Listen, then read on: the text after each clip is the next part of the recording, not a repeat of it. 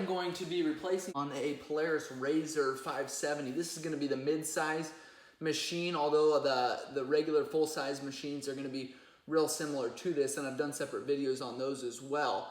We're going to replace the front right side, and so I'm going to go through that process now.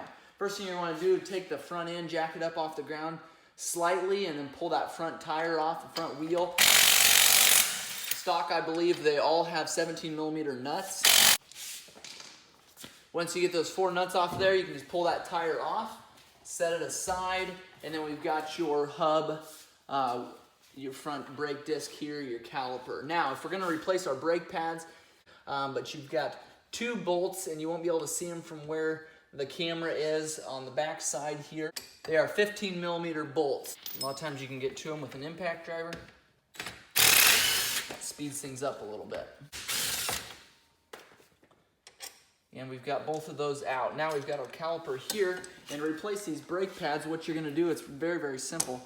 Just take and push on this mount, push it all the way back, then you can slide your brake pads out. Sometimes you got to use pliers to kind of pull these, compress these completely down and pull the pads off there. You can turn them. What I like to do first, see that pad's already coming off there.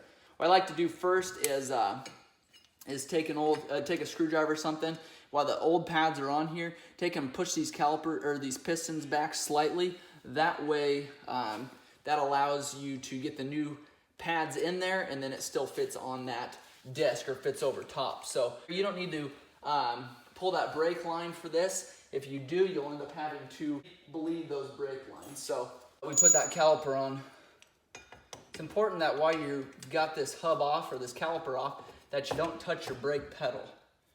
So if you do touch your brake pedal, it will push those pistons out, and it'll be more of a challenge to get this caliper back on, and you may have to pull your brake master cylinder cap and re-bleed these lines.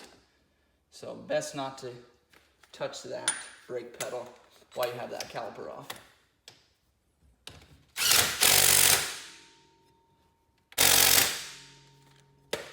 Thanks for watching. If you have questions or comments, make sure you leave those below.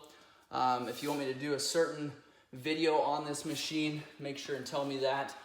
Like and share and subscribe if this video has been helpful. Thanks for watching.